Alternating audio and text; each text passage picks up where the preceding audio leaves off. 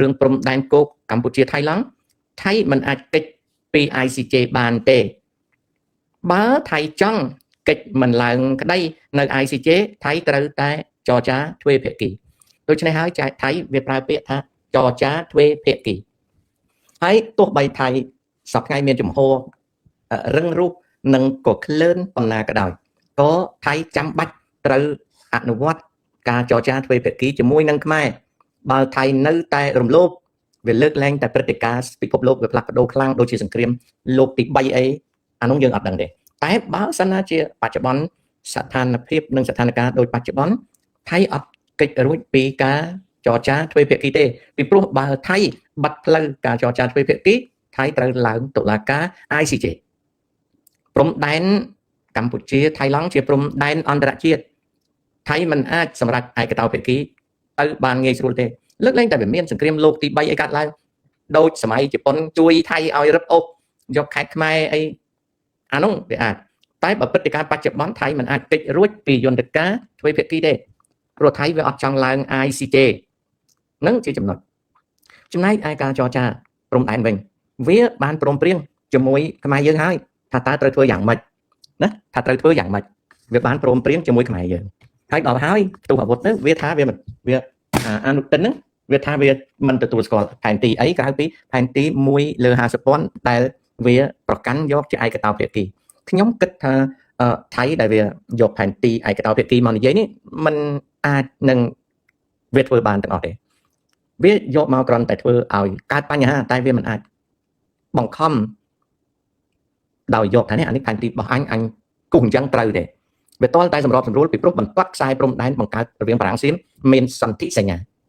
អញ្ចឹងថៃអត់អាចនឹងកិច្ចរួចមិនមែនថៃនឹងក្រអឺតក្រទមយករៀងខ្លួនទេមិនមែនក្រអឺតក្រទមអត្តនោម័តតែឯងទេហើយបច្ចុប្បន្ននេះកម្ពុជាក៏អត់ចង់ច្បាំងទេតែបើថៃបង្កផ្ទុះអាវុធទៀតលើកក្រោយនេះក៏កម្ពុជាត្រូវតែខិតខំឲ្យអស់សមត្ថភាពដើម្បីបំបាក់ការឈ្លានពានរបស់ថៃតើអាចទប់ទល់ថៃបានប៉ុណ្ណានឹងជារឿងមួយដែលចាំមើលកើតឡើងតែលើកនេះវាមិនដូចលើកមុនទេលើកនេះវាខុសគ្នាពីលើកមុនពីព្រោះលើកមុនរដ្ឋាភិបាលកងទ័ពខ្មែរភ្លក់រសជាតិលើកនេះក៏ត្រូវតែសាក់លបងរកយុទ្ធវិធីថ្មីទប់ទល់ថៃអានឹងគឺជាអ្វីដែលវាកើតឡើងណាអញ្ចឹងបើថៃមិនចង់ឡើង ICJ ក្តីជាមួយខ្មែរថៃត្រូវតែចរចាទ្វេភាគីនៅពេលចរចាទ្វេភាគីมันអាចយកផែនទីឯកតោភាគីរបស់ថៃមកសង្កត់ខ្មែរឲ្យព្រមទេគឺត្រូវរកខ្សែព្រំដែនកម្ពុជាថៃឡង់ដូចបានកំណត់ដោយគណៈកម្មការនិងកំណត់នៅក្នុងសន្ធិសញ្ញាអានោះជារឿងតែវាកិច្ចមិនរួចអញ្ចឹងការចរចាទ្វេភាគីនៅតែមានហើយក្នុងករណីដែលថៃកំពុងតែជួបប្រទះសប្តាហ៍គឺបញ្ហាដាំក្បាលចុះនៃសេដ្ឋកិច្ចបើថៃគិតថាព្រំដែន800គីឡូម៉ែត្រត្រូវបិទដែលខ្ញុំគិតថាថៃរបួសខ្លាំងបើនៅតែបិទក៏ទទួលរងពីព្រោះវាមិនមែនពាណិជ្ជកម្មកម្ពុជាថៃតែមួយទេគឺចរាចរណ៍ទំនិញពីវៀតណាមទៅថៃនិងចរាចរណ៍ទំនិញពីថៃទៅវៀតណាមឆ្លងកាត់កម្ពុជាក៏មានហើយចំនួនរវាងថៃឡង់និងកម្ពុជាក៏សំខាន់ព្រំដែន800គីឡូម៉ែត្រនេះមិនមែនជាព្រំដែនលេងសើចទេជាព្រំដែនមានប្រយោជន៍សេដ្ឋកិច្ចហើយបើវាជាព្រំដែនដែលមានប្រយោជន៍សេដ្ឋកិច្ច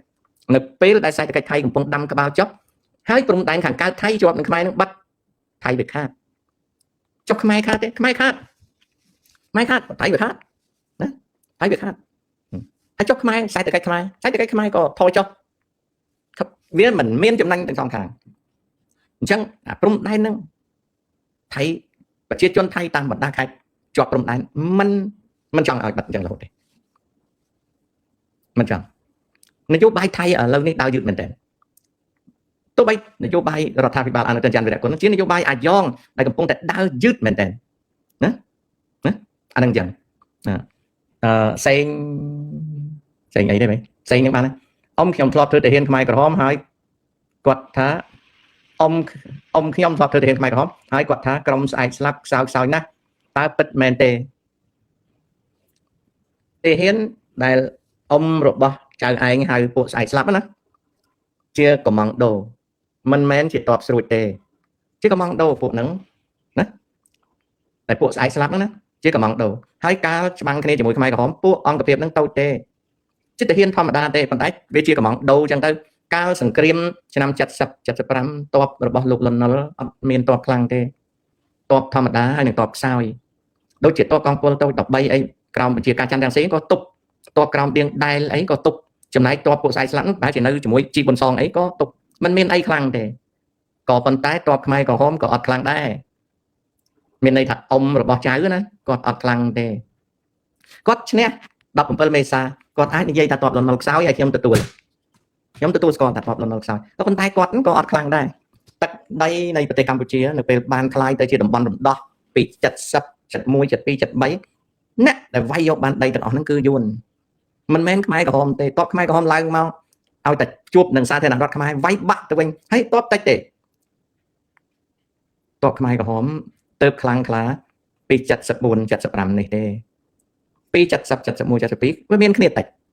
miền kia tạch tại cá bứt cái bứt chẳng tọp xa thế nào đó ở miền tọp khăng tê tọp sao hay cái có hôm nó còn sao được kia sao được kia mình men cái có hôm khăng tê thấy nơi bên đại cái có hôm anh nằm na chặt sập rằm nó chặt sập buồn đó tọp cái có hôm yuan vay bắt sang tại cột một rồi chứ nó đấy anh chăng cứ tay bắt tọp cái có hôm băng chứ nè tọp sang thế nào rồiแต่ក្រោយពីទឹកដីមួយចំនួនធំត្រូវបានយួនវាយយកកាន់កាប់ហើយប្រគល់ឲ្យទៅខ្មែរក្រហមយើងតបយើងវាខ្សោយតែហ៊ានយើងខ្សោយជំនាន់ហ្នឹងតែហ៊ានតែខ្លាំងខ្លាហាត់វឹកវើគឺតែហ៊ានហេងជំរិនណាសុស្ដីណារីតើសេដ្ឋកិច្ចបច្ចុប្បន្នគោខ្ចីធនាគារបងរំលោះ 50% នៃប្រាក់ខែទេលោកតាมันអាចឆ្លើយអញ្ចឹងបានទេចៅអាស្រ័យទៅលើធនាគារតើគេឲ្យខ្ចីឬទេគេមានរូបមន្តគេណាហ្នឹងអញ្ចឹងហេតុអ្វីពិភពលោកមិនសូវស្គាល់កម្ពុជាពីព្រោះការផ្សព្វផ្សាយយើងនៅទៀតចៅឃើញទេឥឡូវតាបានទម្លាក់ចុះនៅការរិះគន់រដ្ឋាភិបាលកម្ពុជាហើយតាកំពុងតែងាកមកនិយាយពីបញ្ហាប្រឈមអ្នកដែលចូលចិត្តចោទប្រកាន់បានចោទប្រកាន់ថាតាដូតាក៏ឆ្លើយវិញថាបើមិនដូជាមនុស្សស្លាប់គេចោទថាតាធ្វើព្រោះតែលុយតាក៏ឆ្លើយទៅវិញថាបើគ្មានលុយរស់វាមិនស្រួលទេលុយគឺជាគោលដៅហើយគេចោទតាលក់ក្បាលតាឆ្លើយទៅវិញថាឲ្យតែត្រូវថ្លៃគឺលក់ហើយគេចោទតាចង់ទៅស៊ីឆ្អឹងតាប្រាប់ថាអត់ស៊ីឆ្អឹងទេស៊ីសាច់គល់អាស័យទេដែលចង់ទៅស៊ីឆ្អឹងណាតាគេចោទតាទៅលុញពងតាប្រាប់ថាទៅក្បាលណាបើលុញពងឆ្អាបដៃតាមិនដៃអាអ្នកថាហ្នឹងណា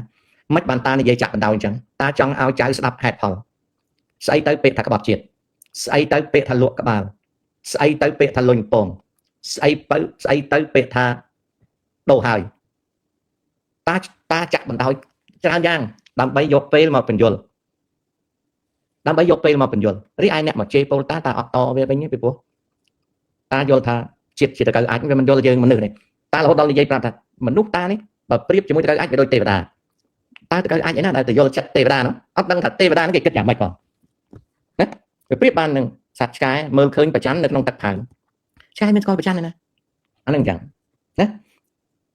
សៀមឆ្លៀនពេលរាល់ថ្ងៃបានត្រឹមឈឺចាប់ហើយអ្វីដែលកាន់តែឈឺចាប់នោះគឺមន្ត្រីថោកទាបបោកជនដេរឆានបន្តខុបខិតគ្នាពុករលួយហត់ឈាមជាតិនិងប្រជាជនឲ្យគ្មានសតិភ្ញាក់រលឹក Cam Watch សម្ដីទាំងអស់ដែលសរសេរនេះមានពិតខ្លះហើយនឹងអត់ពិតខ្លះឥឡូវសួរចៅឯងឈឺចុកចាប់ខ្លាំងណាស់ទៅហ៎តាមមើលទៅអត់មានចុកចាប់អីទេចៅឯងរស់ដូចខ្ញុំរស់អញ្ចឹងអានឹងគ្រាន់ជាពាក្យតាអញ្ចឹងតាបបួលចៅឯងឲ្យយកគំនិតដែលចៅឯងសរសេរហ្នឹងមកដោះស្រាយបញ្ហាវិញទៅអីពីព្រោះចៅឯងសរសេរហ្នឹងជាពាក្យស្លោកទេណាកូនចៅជាពាក្យស្លោកទេ Cam Watch អ្វីដែលសរសេរហ្នឹងមិនមែនជារឿងពិតរបស់ចៅឯងទេចៅឯងមិនមែនគេជន់កទេបើចៅឯងជឿចាប់ចៅឯងមិនមានពេលមកមើលតាទេអញ្ចឹងយកអាស្អីដែលសរសេរហ្នឹងឲ្យទៅជាកិច្ចការដែលយើងធ្វើចម្រើនខ្លួនយើងវិញល្អជាងចុងវងខ្ញុំជាអ្នកគ្រប់គ្រងមើលស្អីចេះអូខេអរគុណឃើញពូថតនៅស្រុកខ្មែរបាទសបនិមិត្តមកដល់ស្រុកខ្មែរតាបើគ្រួសារខ្ញុំក្រនៅពេលចាប់12គួរឈប់រៀនទៅរៀនភាសាចិនវិញការងារល្អដែរ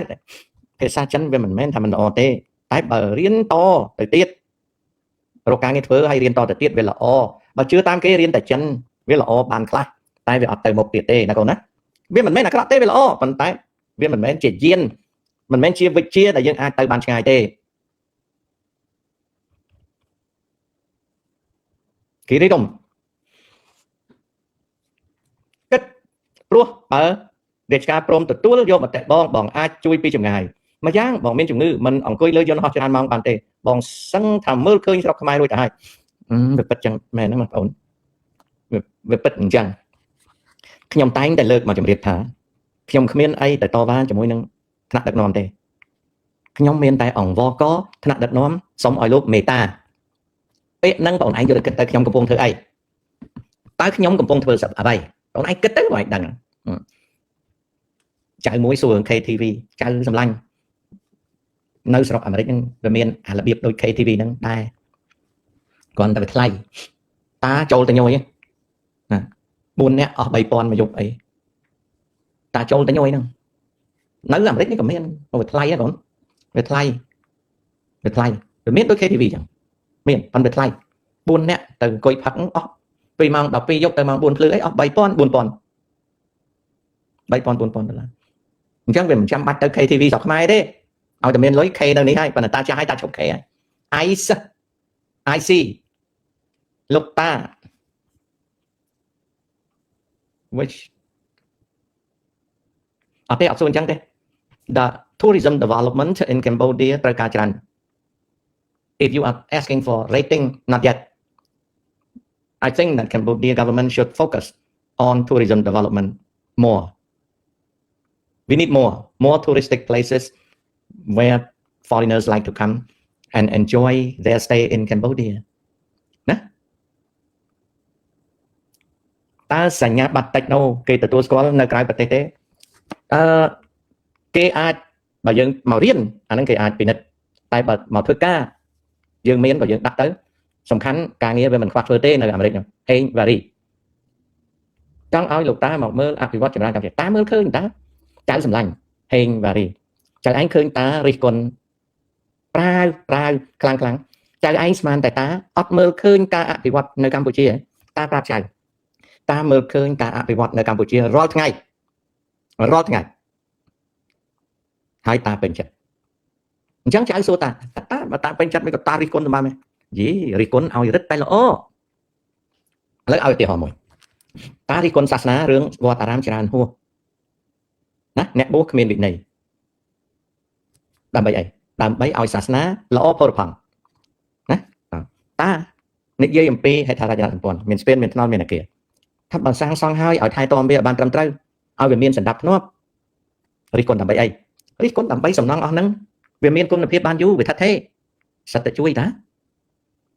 រឿង scam